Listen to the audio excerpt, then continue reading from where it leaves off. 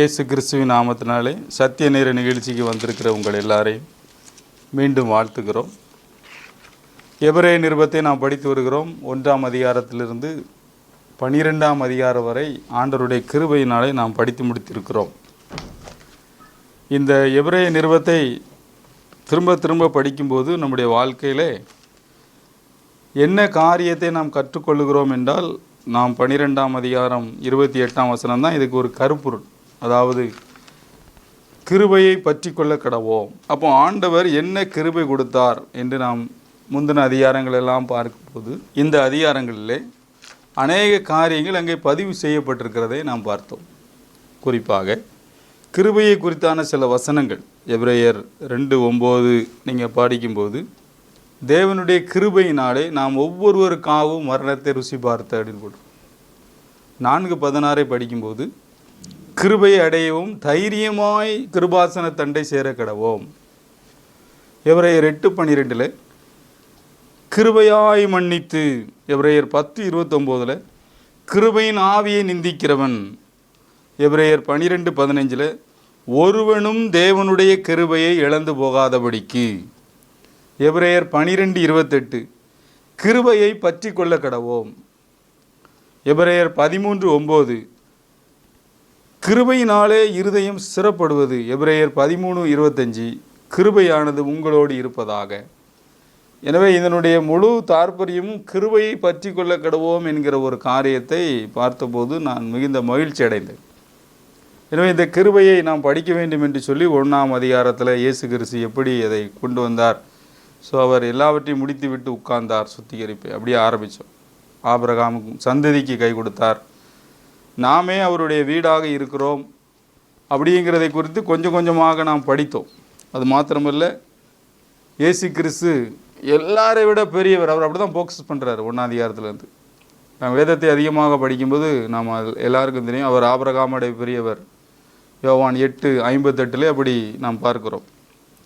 யோவான் 4:12 யாக்கோபை விட அவர் பெரியவர். எபிரேயர் 2:3ஆம் அதிகாரத்தில் நீங்கள் படிப்பீர்கள் என்றால் மோசையை காட்டிலும் அவர் பெரியவர். மத்தேயு 12:6 நீங்கள் பார்த்தீங்கன்னா தேவாலயத்தை விட பெரியவர். நீங்கள் எபிரேயர் முதல் 3 அதிகாரத்திலும் பார்த்தீங்கன்னா எல்லா தீர்க்கதரிசிகளை காட்டிலும் அவர் பெரியவர். யோவான் 8:25 நீங்கள் பார்க்கும்போது ஆபிரகாம் உண்டாகிறதுக்கு முன்னாடி நான் இருக்கிறேன்கிறார். லூக்கா 11:32 நான் யோனாவிலும் பெரியவர். கொலோசியர் 2:10 நம்ம படிக்கும்போது எல்லா அதிகாரத்திற்கும் அப்பாற்பட்டவர் அவர். எபிரேயர் 1ஆம் அதிகாரத்தில் எல்லா தேவதூதர்களை காட்டிலும் அவர் பெரியவர். இப்படி எல்லா காரியத்தை விட அவர் பெரியவர் என்பதை அவர் ஃபோக்கஸ் பண்ணுகிறதை நாம் பார்க்கிறோம். அது மாத்திரமல்ல, இயேசு கிறிஸ்து அவர் எல்லாரை விட பெரியவர் மாத்திரமல்ல, அவர் மகா பிரதான ஆசாரியர் அப்படிங்கிறதையும் அங்கே பதிவு செய்கிறார். நீங்கள் பார்த்தீங்க அப்படின்னா எபிரேயர் 2:17 நாம் படிக்கிறோம், அவர் ஒரு இரக்கமுள்ள பிரதான ஆசாரியர். எபிரேயர் 3:1-2 அவர் உண்மையுள்ள ஒரு பிரதான ஆசாரியர். எபிரேயர் 4:14 அவர் மகா பெரிய பிரதான ஆசாரியர். எபிரேயர் 5ஆம் அதிகாரம் 4ஆம் வசனத்திலே நாம் பார்க்கிறோம், மதிப்புமிகு அல்லது மாண்புமிகு ஹானரபுள் ஹை பிரீஸ்ட் என்று பார்க்கிறோம். எபிரேயர் 6ஆம் அதிகாரம் 19ஆம் வசனம் 20ஆம் வசனத்தில் நம்ம படிக்கும்போது அவர் நித்தியமான பிரதான ஆசாரியன். எபிரேயர் 7ஆம் அதிகாரம் 24ஆம் வசனத்திலேருந்து நம்ம படிக்கும்போது மாறாத அன்சேஞ்சபிள் பிரதான ஆசாரியர் என்று படிக்கிறோம்.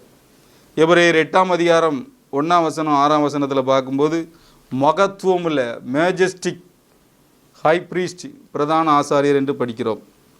எபிரேயர் 9ஆம் அதிகாரத்தை நாம் படிக்கும்போது நல்ல, அதாவது good and holy high priest என்று படிக்கிறோம். எபிரேயர் 10:21 படிக்கும்போது அதிகாரியான, அதாவது பிரசிடிங் ஹை பிரீஸ்ட் என்று படிக்கிறோம். அதே போல் எபிரேயர் 13ஆம் அதிகாரத்தில் 11-14 வரை படிக்கிறோம், ரிஜெக்டட் தள்ளப்பட்ட பிரதான ஆசாரியர் என்று. எல்லாமே இயேசு கிறிஸ்துவையே மையப்படுத்தி அவர் போதுமானவர் என்ற ஒரு நிலைக்கு நாம் இந்த எபிரேய ஆக்கியோன் கொண்டு வந்து விடுகிறார். இன்றைக்கு நாம் 12ஆம் அதிகாரத்தை கடந்து 13ஆம் அதிகாரத்தை படிக்கப் போகிறோம். இந்த 13ஆம் அதிகாரத்தோடு இந்த எபிரேய நிருபத்தை நாம் முடிக்கிறோம். ஸோ இதில் என்ன முக்கியமான காரியம் அப்படி என்றால், இந்த 13ஆம் அதிகாரத்துக்கு ஒரு கீவேர்டு, நம்ம எல்லா அதிகாரத்துக்கும் ஒரு கீவேர்டு வச்சுருக்கிற மாதிரி இந்த 13ஆம் அதிகாரத்தை நீங்கள் பார்த்தீங்கன்னா அதில் முக்கியமான ஒரு கீவேர்டு இருக்குது. நீங்கள் சொல்லும் போதெல்லாம் வேதத்தை திறந்து வைத்து அதை குறித்து வைத்து கொள்ளுகிறீர்கள் என்றால் உங்களுக்கு மிகுந்த பிரயோஜனமாக இருக்கும். அங்கே பாருங்கள், 21வது வசனம், 13:21. இயேசு கிறிஸ்துவை கொண்டு தமக்கு முன்பாக பிரியமானதை உங்களில் நடப்பித்து நீங்கள் தம்முடைய சித்தத்தின்படி செய்ய உங்களை சகலவித நற்கிரிகளிலும் சீர்பொருந்தினவர்களால் ஆக்குவாராக, அவருக்கே என்றென்றைக்கும் மகிமை உண்டாவதாக, ஆமென். அதில் பார்த்தீங்கன்னா நற்கிரியையிலும் சீர்பொருந்தினவர்களால் ஆக்குவாராக அப்படின்னு போட்டிருக்கு. ரெக்டிஃபிகேஷன், சீர்பொருந்துதல். அதில் நல்லா படித்து பார்த்தீங்கன்னா 1ஆம் அதிகாரத்திலிருந்து 12ஆம் அதிகாரம் வரை, அதாவது இயேசு கிறிஸ்துவை கொண்டு தமக்கு முன்பாக பிரியமானதை உங்களில் நடப்பித்து நீங்கள் தம்முடைய சித்தத்தின்படி செய்ய உங்களை சகலவித நற்கிரியைகளிலும் சீர்பொருந்தினவர்களால் ஆக்குவார்களாக. சீர்பொருந்தினவர்களால், நற்கிரியைகளிலே சீர்பொருந்தினவர்களால் நாம் மாறுவதற்கு இந்த அதிகாரம் நம்மளை அழைக்கிறது. இயேசு கிறிஸ்துவை கொண்டு பிரியமானதை உங்களுக்குள் நடப்பித்து, அது என்ன காரியம்? இந்த முதல் 12 அதிகாரத்தில் நடந்தது. நீங்கள் பரிசுத்தமாகிறது, சுத்தமாகிறது, மீட்படைகிறது, பூரணமடைகிறது, விசுவாசத்துக்குள்ள வருது, கிருபையை பற்றி கொள்வது, இது எல்லாம் உங்களுடைய உள்ளான காரியங்களில் அது நடைபெறும்போது வெளியே நீங்கள் நற்கிரியையிலே இன்னும் சீர்பொருந்தி காணப்பட வேண்டும். ஏனென்றால் நீங்கள் கிருபையை பிடித்து கொண்டவர்கள். உங்கள் வாழ்க்கையிலே நடத்தையிலே அதை காமிக்க வேண்டும் என்று அவர் ஓங்கி சொல்லுகிறார். முதல் 12 அதிகாரமும் அது அப்படியே நம்முடைய உள்ளான மனுஷனிலே நடக்கக்கூடிய அநேக காரியங்கள். நாம் நீதிமானாக்கப்பட்டிருக்கிறோம், பரிசுத்தமாக்கப்பட்டிருக்கிறோம், கிறிஸ்துவுக்குள்ளே நாம் எல்லாரும் நித்திய மீட்படைந்திருக்கிறோம், எல்லாம் ரைட்டு. இதை அப்படியே நாம் ரெஃப்ளெக்ட் பண்ணணும், மிரர் மாதிரி. எப்படி இயேசு கிறிஸ்து பிதாவின் பிம்பம், பிதாவின் அச்சு பதிவு, இந்த 1ஆம் அதிகாரத்தில் அவர் பதிவு, அதே மாதிரி நாமும் இயேசு கிறிஸ்துவினுடைய எல்லா காரியங்களையும் பெற்றுக்கொண்ட நாமும் அதை அப்படியே நம்முடைய நன்னடக்கையிலே காண்பிக்க வேண்டும் என்று இந்த அதிகாரத்திலே அவர் விளக்குகிறார். பாருங்கள், கிட்டத்தட்ட ஒரு 12க்கு அதிகமான காரியங்களை இங்கே நாம் பார்க்கலாம். நேரம் குறைவாக இருக்கிறபடினாலே நான் அதை அவ்வளத்தையும் உங்களுக்கு நான் சுட்டி காட்ட விரும்புகிறேன். முதலாம் வசனத்தை நீங்கள் பார்ப்பீர்கள் என்றால் எபிரேயர் 13:1, சகோதர சிநேகம் நிலைத்திருக்க கடவுது. எப்போ நீ நல்ல கிருபையை பிடிச்சிருக்காப்பா ரொம்ப நைட்டு, ஆனால் உன்னுடைய பிரதர்லி லவ், சகோதர சிநேகம். ஸோ அவர் திரும்ப திரும்ப வலியுறுத்துகிற ஒரு காரியம் என்னென்னா, பிரதர்லி லவ் அப்படின்னா என்ன அர்த்தம்னா, சகோதரர்களை போன்று ஒருத்தருக்கு ஒருத்தர் அன்பு பாராட்டுகிறது. அது எப்போதுமே நிலைத்திருக்க வேண்டும் நம்முடைய வாழ்க்கையில். அது தன்னால் வரணும். இயேசு கிறிஸ்து நம்மளை நேசிக்கிறது போல, பிதாவானவர் நம்மளை நேசிக்கிறது போல நாம் நேசிக்க வேண்டும், நம்ம வெளிப்படுத்தணும் அப்படிங்கிறார். ரெண்டாவது நீங்கள் பார்த்தீங்கன்னா ஹாஸ்பிட்டாலிட்டி, 2ஆம் வசனம், அந்நியரை உபசரிக்க மறவாதிருங்கள், அதனாலே சிலர் அறியாமல் தேவதூதரையும் உபசரித்தது உண்டு. நான் ஆண்டவருடைய பிள்ளை, பிறரை உபசரிக்கிறதுல நான் தீவிரமாக இருக்கணும். அது குறிப்பாக அந்நியரைன்னு போட்டிருக்கு. அந்நியர்னா அறிமுகம் இல்லாதவர்கள், நமக்கு தெரியாதவர்கள். ஸோ மிஷினரிகள், நம்மை சுற்றி இருக்கிற அண்டை வீட்டார் மாத்திரமல்ல, இவங்க வீட்டுக்கு போனால் அங்கே தங்கலாம், எல்லாம் நடக்கும் அப்படிங்கிற மாதிரி ஒரு மைண்ட் செட்டுக்கு நம்ம வரணும் அப்படின்ட்டு அங்கே வேதம் நம்மளை அழைக்கிறது. மூன்றாவது நீங்கள் பார்த்தீங்க அப்படின்னா, ரிமெம்பர் த சஃபரர், கட்டப்பட்டவர்களோடு நீங்கள் கட்டப்பட்டவர்கள் போல அவர்களை நினைத்து கொள்ளுங்கள்.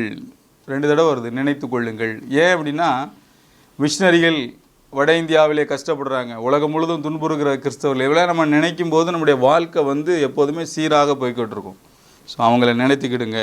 4ஆம் வசனத்தை பார்த்தீங்கன்னா, ஹானர் த ஃபேமிலி லைஃப், அதாவது விவாகம் யாவருக்குள்ளும் கனமுள்ளதாயும் விவாக மஞ்சம் அசூசிப்படாதாயும் இருப்பதாக. ஸோ ஆண்டவர் தெளிவாக ஆவியானவர் எழுதி வைத்திருக்கிறார். நீ கிருபை பெற்றவன் தான், நீ நீதிமான் தான், அதுக்காக நீ அசுத்தமாக வாழ முடியாது என்பதை அவர் கடைசி அதிகாரத்தில் அழகாக வலியுறுத்துகிறார். 5ஆம் வசனம் 6ஆம் வசனத்திலே, நான் உன்னை விட்டு விலகுவதும் இல்லை, உன்னை கைவிடுவதும் இல்லை, அதனால் பயப்படாதீர்கள், ஆண்டவர் உங்களோட இருக்கார், அதனால் நீங்கள் பண ஆசை இல்லாமல் நடக்கணும் அப்படின்னு தெளிவாக ஆவியானவர் எழுதியிருக்கிறார். உங்களுக்கு பணம் வேணும், ஆனால் பண ஆசை வேண்டாம், ஆண்டவர் உங்களுக்கு உதவி செய்வார் எந்த நிலைமையிலும் அப்படிங்கிறதை குறித்து அங்கே தெளிவாக இருக்கிறது. அதற்கு பின்பு பார்த்தீங்கன்னா, உங்களை யார் விசுவாசத்தில் நடத்துகிறாங்களோ, ஒரு பிரேயர் செல் லீடரோ அல்லது ஒரு சபை மேய்ப்பரோ அல்லது ஒரு போதகரோ நடத்துகிறார்களோ, அவர்களுடைய விசுவாசத்தை பார்த்து, நடக்கையை பார்த்து அவர்களுடைய விசுவாசத்தை நீங்கள் பின்பற்றுங்கள், அந்த அறிவுரையும் அவர் சொல்கிறார். ஏன் அப்படின்னா, அவங்க முதல்ல இருந்த மாதிரியே கடைசி வரை இருப்பாங்க. அப்படி அவங்கள பின்பற்ற முடியல அப்படின்னா அதுக்கு அடுத்த வசனத்தில் போட்டிருக்கு, இயேசு கிறிஸ்து நேற்றும் இன்றி வேண்டும் மாறாதோ. அதனால் அவங்களும் அப்படி தான் இருப்பாங்கன்னு நீங்கள் தைரியமாக அதை எடுக்கலாம் அப்படின்னு அவர் சொல்கிறார்.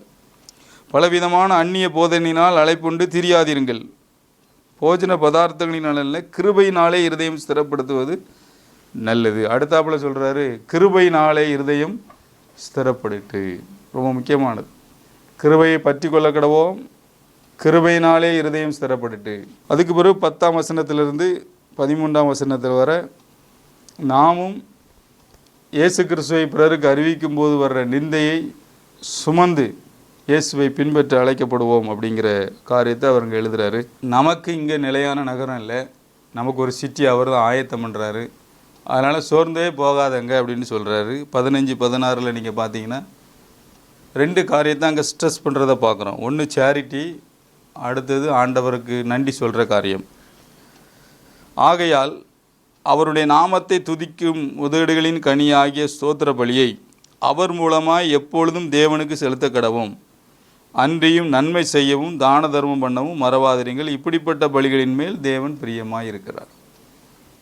அப்போ என்ன அர்த்தம் அப்படின்னா, நீங்கள் நல்ல ப்ரைஸ் பண்ணணும், ரொம்ப நன்றி, ஆண்டவருக்கும் நன்றி சொல்லணும், ஆனால் அதே நேரத்தில் பிறருக்கு நன்மை செய்கிறதையும் நீங்கள் என்ன செய்யக்கூடாது, மறந்துடக்கூடாது அப்படின்னு தெளிவாக இதில் இந்த பேலன்ஸ் பண்ணி விட்டுறது. அதாவது மெய் விசுவாசம் கிரியைகளை நடப்பிக்கும்.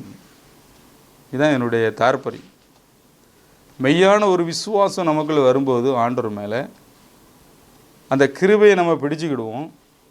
அது ஆட்டோமேட்டிக்காக நம்ம வாழ்க்கையில் நற்கிரியைகளை பிறப்பிக்க வேண்டும். யாக்கோபு நிருபம்னு ஒரு நிருபம் வேதத்தில் உண்டு, அது கம்ப்ளீட்டாக இதில் தான் இருக்கும்.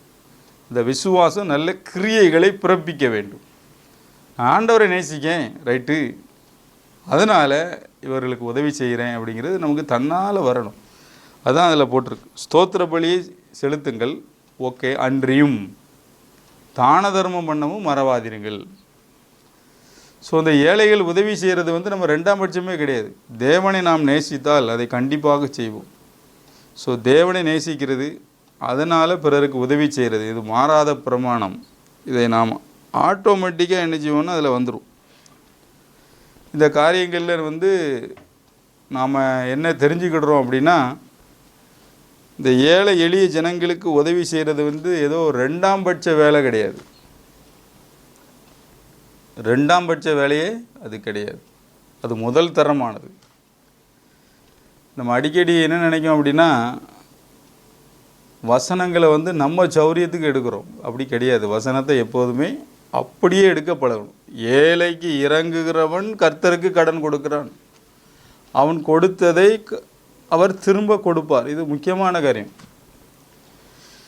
இப்போ நீங்கள் பார்த்தீங்கன்னா 1ஆம் அதிகாரத்திலேருந்து 12ஆம் அதிகாரம் வரை தேவனோடு ஒரு நல்ல உறவுக்குள்ளே வந்த ஒரு மனிதன் கண்டிப்பாக நற்கிரியிலே ஈடுபட வேண்டும் என்று தெளிவாக இது முடிக்கப்படுகிறது. இதை ரிவர்ட்ஸில் நம்ம பிரசங்கம் பண்ணக்கூடாது. நீ ஏழைகளுக்கு உதவி செஞ்சால் கர்த்தர் உன்னோடு இருப்பார், அப்படி இல்லை. இது ஆக்சுவலாக 13ஆம் அதிகாரத்தில் இருக்குது. 1ஆம் அதிகாரம் ரொம்ப முக்கியம். அவர் உட்கார்ந்தார், சுத்திகரிப்பு உண்டு. அது என்ன அர்த்தம் அப்படின்னா, தேவனுக்கும் நமக்கும் ஒரு நல்ல உறவு வந்துக்கிட்டே இருந்துச்சுன்னா, மனிதனோடு நம்ம பண்ணுற உறவு அப்படி ரெண்டும் அப்படி பேலன்ஸ் ஆகி, அதாவது இயேசு கிறிஸ்து அழகாக சொல்லுவார்ல அந்த பணக்கார வாலிபன்ட்ட, உன் முழு இருதயத்தோடு முழு மனதோடு, அதாவது ஆண்டவரிடத்தில் அன்பு கூறு. அதற்கு ஒப்பாய் இருக்கிற ஈக்குவல் செகண்டரி இல்லை, ஈக்குவல். ஸோ அவனுடைய வாழ்க்கை முற்றிலும் அது மாறுகிறது, கம்ப்ளீட்டாக மாறுது. அவரை நேசிக்கிற மாதிரியே நாம் பிறரை நேசிக்கும் போது தான், நம்ம யாருக்காவது உதவி செய்யும்போது அவன் நமக்கு தீமை செஞ்சாலோ அதில் நன்மைக்கு அவன் விரோதமாக ஏதாவது பண்ணாலும் நம்மளை பாதிக்காது. நமக்கு ஏன் இப்போ பாதிக்கு அப்படின்னா, நம்ம தேவனை நேசிக்கிறதுலேருந்து ஆரம்பிக்கிறது இல்லை நம்முடைய சேரிட்டியை. புரியுதா உங்களுக்கு? நமக்கு ஏன் டிஸ்கரேஜ்மெண்ட் வருது? நிறைய ஏழைகளுக்கு நம்ம உதவி செய்கிறோம், அல்லது அநேக உடன் பிறந்தவர்களுக்கு உதவி செய்கிறோம், இல்லைன்னா நம்முடைய குடும்பத்தாருக்கு உதவி செய்கிறோம். சோர்ந்தியாம் போயிருந்தோம் அப்படின்னா, நம்முடைய அந்த பிவட், நாம் சுழலும் அந்த அச்சு, அல்லது நாம் பார்க்குற அந்த காரியம், அது எதில் இருக்கணும் அப்படின்னா, அந்த கிறிஸ்துவின் அன்பினாலே செய்யப்படுகிறதுனாலே இருக்கும். நான் ஏன் அந்த ஏழைகள்கிட்ட போகிறேன்னா, அவர் என்னை நேசிக்கிறார். பவுல் அந்த பிவட்டை கரெக்டாக வச்சுருந்தார். கிறிஸ்துவின் அன்பு என்னை நெருக்கியது, அதனால் ஊழியம் செய்யுது. அது சாகு வரைக்கும் நம்மளை சோர்வடைய பண்ணது. நம்ம எப்போதுமே எபிரேயர் 1 - 12 ஒழுங்காக செஞ்சாதான் 13 கரெக்டாக போயிட்டே இருக்கும். ரிவர்ஸில் பண்ணக்கூடாது பைபிளை. ஸோ ஆண்டவரை நேசிக்க வேண்டும். அந்த நேசத்தின் உச்சக்கட்டம்தான் பிறரை நேசிக்கிறதாய் வரும்போது, அந்த மனிதர்கள் நம்மளை தவறாக அல்லது துன்புறுத்தும் போது அல்லது அசட்டை பண்ணும்போது அவர்களை நேசிப்பதற்கும் அவர்களை மன்னிப்பதற்கும் நமக்கு எளிதாக இருக்கும். இயேசு கிறிஸ்து அப்படி தான் வாழ்ந்தார்.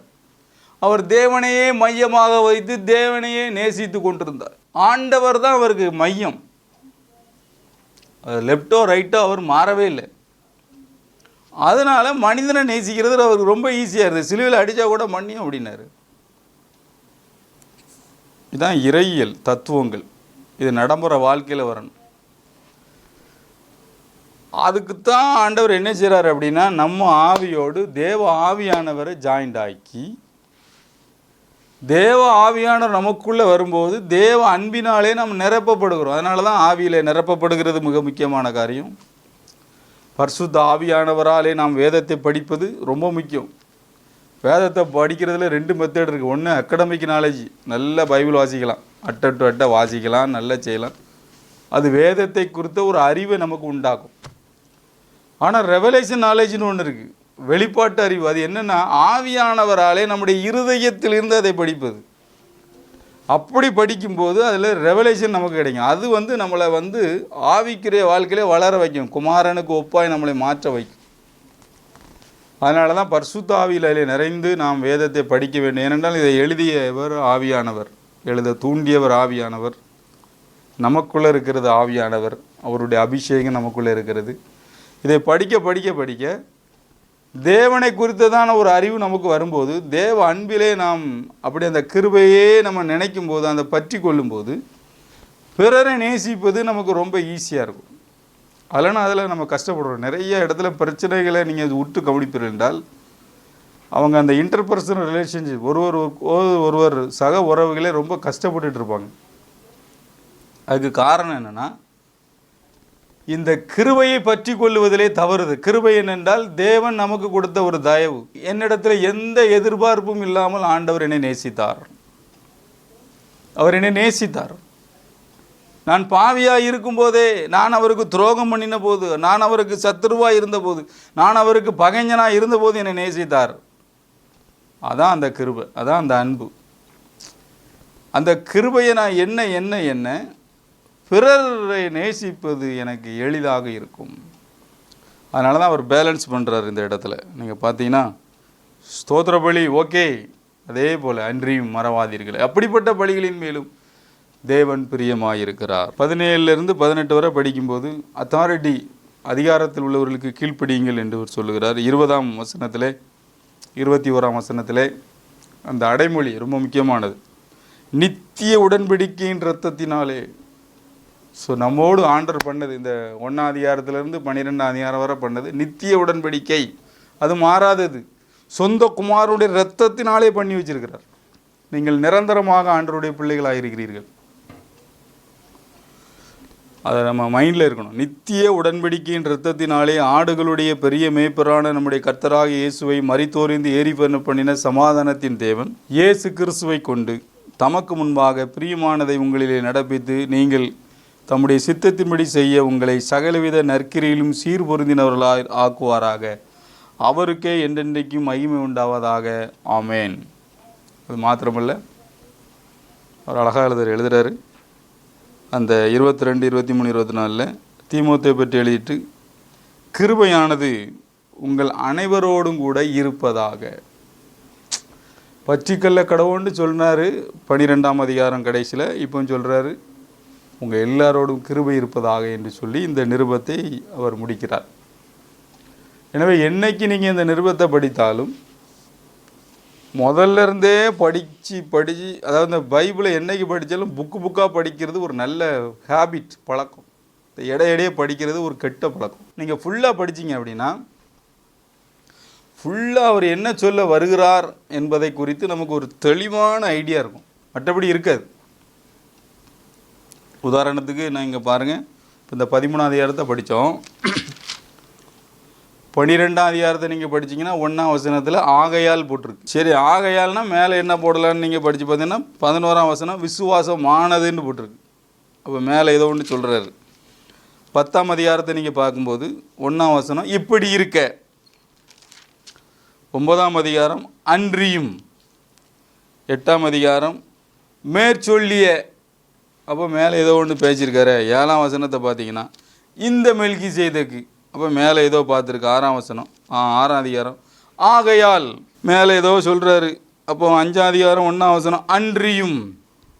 4ஆம் அதிகாரம் 1ஆம் வசனம் ஆனபடியினால். 3ஆம் அதிகாரம் 1ஆம் வசனம் இப்படி இருக்க. 2ஆம் அதிகாரம் 1ஆம் வசனம் ஆகையால். அப்போ 1ஆம் அதிகாரத்திலேருந்தே படிச்சுட்டே போய் தான் 13ஆம் அதிகாரம் வரை நீங்கள் போய் கிருபை உங்களோடு இருப்பதாகன்னு ஒரு முடிக்கிறத கண்டுபிடிக்க முடியும். ஏடையில் மட்டும் நீங்கள் எடுத்து வெளியே விளக்கம் கொடுத்துட்டு கிடந்துறீங்கன்னா உங்கள் லைஃப்பில் அது கஷ்டப்படுத்திட்டு கிடக்கும். உங்களுக்கு ஃபுல் வியூ அதான். கிருபையை பற்றி கொள்ள கிடவோம், கிருபை இழந்து போகாதபடி எச்சரிக்கையாயிருங்கள்.